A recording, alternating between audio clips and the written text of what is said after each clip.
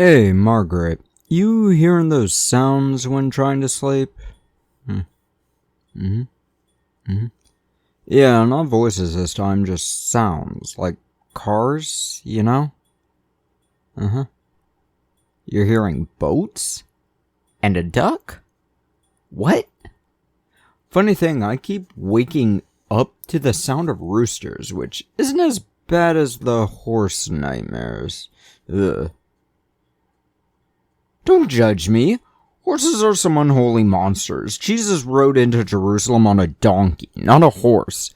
But let's get into this story. This is my RPG horror story. It's not on Reddit. I want to start this out by saying I do not want to be talking about RPG horror stories regularly. I don't like these stories. I don't want to be sinking myself into the negativity that is Reddit. I'd rather tell positive stories of RPGs if given the option. This story is only in the minds of me and my Sunday group. The story has the following characters in it, which will all be given pseudonyms, as I don't know if everyone will want any identifiers involved in this. A is one of my best friends. In this group, I think she actually is the oldest friend. She played several characters that will be identified as we go through this. G is another one of my closest friends. Met him playing Warframe, actually. I should reinstall that game. He drops in and out of various games and isn't a huge part of this story. D is the guy that started this RPG group and meant well.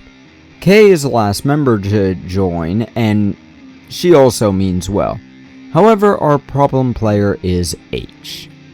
H was brought in with us in the very beginning, with D wanting to run a 5th edition game.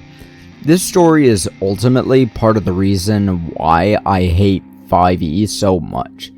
Now, I'll admit, when making a character for this game, I did not understand 5e so well, so I needed to use some website that I don't think exists anymore to make my character.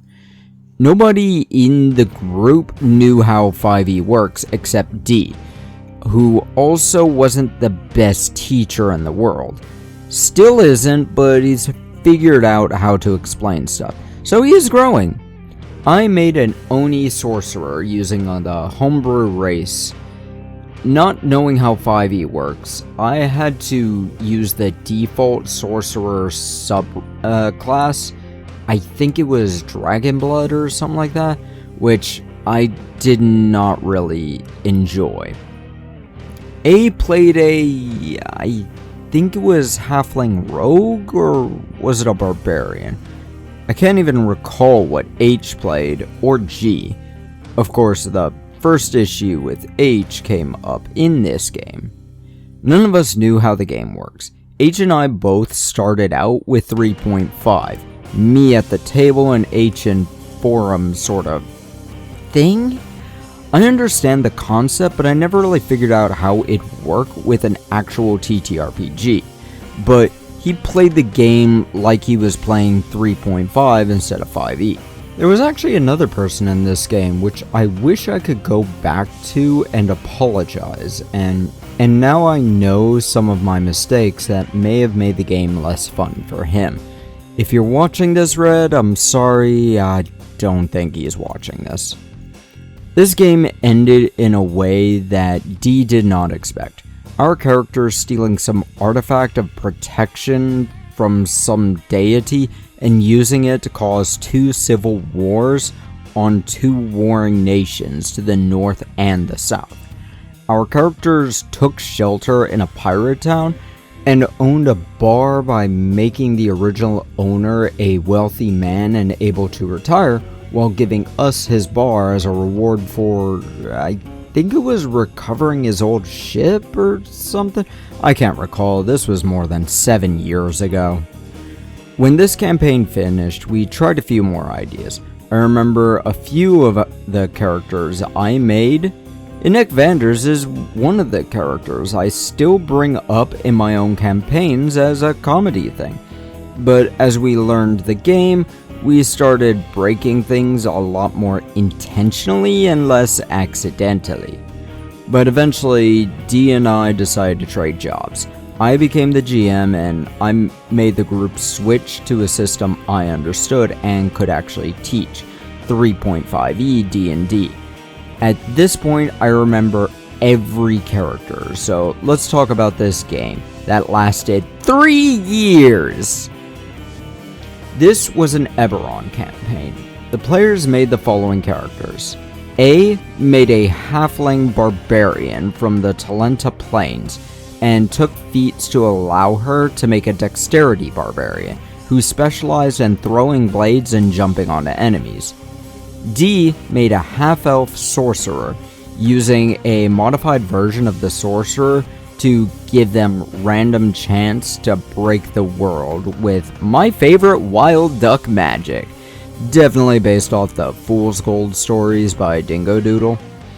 G made a shifter barbarian with a rhino being his shifted state, built around power and wisdom rather than rage and fury. He almost never used his rage, in fact. This guy also had the worst time because he kept forgetting to add numbers to his dice rolls. And H, he made a pseudo-dragon using the Savage Species book, which is intended as a 3e book, not a 3.5 book. His class was, I think, the 3.5 Bladesinger class. I can't recall, because I quickly realized that his build made it very unfun for everyone else. In order to give him any sort of challenge, I had to make the game impossible for everyone else. So I told him to change his character and keep it simple. So he made a kobold wizard. Great! He said he would be focusing primarily on buffing allies and not do damage, so that everyone else could do things. That'd be great! If he actually did that! So, there was absolutely no attempt to make that sort of character. I think I saw him cast buffs or debuffs twice total. This game went on for almost 3 years before I noticed stuff that didn't make sense. So I asked for his character sheet, and hold on. He needed to get his skills to certain levels to get certain prestige classes. He did not have enough levels in those classes that gave those skills in order to have those skills at that level. He also had spells that I had already said he could not take. Okay, told him the mistakes and he told me he'd fix them. He said he thought he got the skill points before he got the level in the class that gave him the skill points. That was the first red flag there that I saw. The final boss for this campaign was the Lich Queen of Eberron, Lady Vol. They prepared armies, watched allies die, and even watched a beloved character force an extinction event by asking his own brother to kill him. Honestly, I did a video talking about that character in my Why I Hate Bards video, but this broke so many of the players.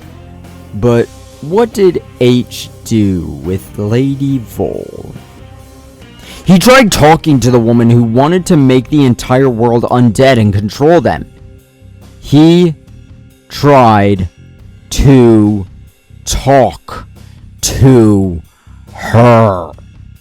I eventually just gave up because of him and just finished the campaign there.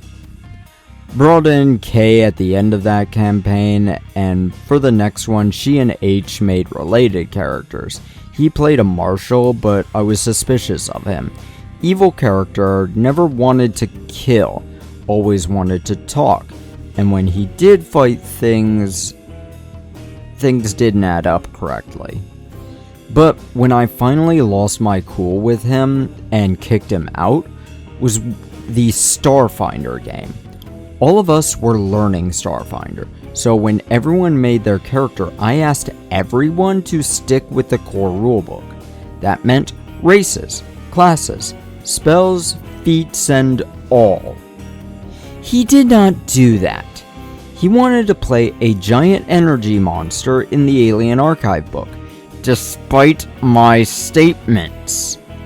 I told him no, and to stick with the core rulebook. He then turned around and said he wanted to play a custom race from our previous Modern Pathfinder game I talked about in my video a week ago about my first horror game. I gave up fighting, but I said that everything else had to be core rulebook only. He played a Technomancer and used simple spells until one day I asked him where a spell was because I couldn't find it in the core rulebook. Because it wasn't there. He took a summon spell that is also in the Alien Archive book. Instead of sticking with my requests, he constantly broke my rules, constantly broke the game rules, and constantly cheated. He always had a spell. When I looked over his character sheets, certain spells started popping up that he had no access to before. I gave up with him. I removed him from the game, removed him from the Discord group, and never looked back. D had originally invited him, and also had nothing but venom for him at that point. He only ever made himself, wanted to play his scaly fetishes, and refused to play anything on the lawful side unless it was evil because of his incapability to see good in anyone who followed rules. And that was my first time kicking someone from my group. I did so multiple times afterwards. One was a friend of H's who never tried or even wanted to learn the game. One was a friend of A's who was just way too young for our group. One was a friend of K's, but she's still chill with us and we just want her to figure things out herself rather than using us as a therapy. Now, time to work on my costume for Friday. King Baldwin IV, shove off.